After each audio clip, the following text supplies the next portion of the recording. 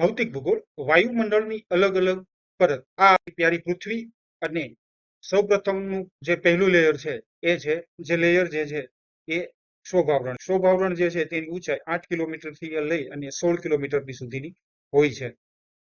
વાદળ, વિમાનનું ઉડવું તથા વીજળી થવી એવી ઘટનાઓ શોભાવરણની અંદર થતી હોય છે. તાપમાનના વધારા સાથે ક્ષોભાવરણની ઊંચાઈ વધે છે. આથી જ વિષુવ ઋતુ પર ક્ષોભાવરણ 16 કિલોમીટરે છે, કર્ક અને મકર ઋતુ પર 12 કિલોમીટરે છે અને ધ્રુવો પર 8 કિલોમીટરે છે. પછીનું આવરણ જે છે એ છે સમતાપ આવરણ. સમતાપ આવરણની ઊંચાઈ જે છે એ 16 કિલોમીટરથી લઈ અને 50 કિલોમીટર સુધીની હોય છે. સૂર્યમાંથી નીકળતા અલ્ટ્રાવાયોલેટ કિરણો જે છે જે ખૂબ જ હાનિકારક છે. આ કિરણોનું શોષણ ઓઝોન લેયર કરે છે અને ઓઝોન લેયરની ઊંચાઈ જે છે એ 32 કિલોમીટરથી લઈ અને 48 કિલોમીટરની વચ્ચે હોય છે. જે જગ્યાએ તાપમાન ઘટતું અટકે છે તેને ક્ષોભ સીમા કહે છે. હવે પછીનું જે લેયર છે આ લેયરને આપણે કહીશું મધ્ય આવરણ.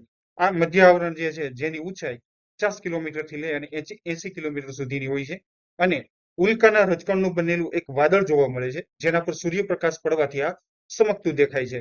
તાપમાન અહીં ઘટે છે. હવે પછીનું જે આવરણ છે તે આવરણનું નામ છે આયનાવરણ. આ આયનાવરણની ઊંચાઈ જે છે એ 80 કિલોમીટરથી લઈ અને 600 કિલોમીટર સુધીની હોય છે. રેડિયો તરંગો અને સ્પેસ સ્ટેશનો અહીં આવેલા હોય છે. હવે પછીનું છેલ્લું આવરણ એટલે કે બાહ્યાવરણ. બાહ્યાવરણની ઊંચાઈ જે છે એની ઊંચાઈ 600 કિલોમીટરથી લઈ અને 1000 કિલોમીટરની હોય છે અને અહીં ગુરુત્વાકર્ષણ શૂન્ય હોય છે.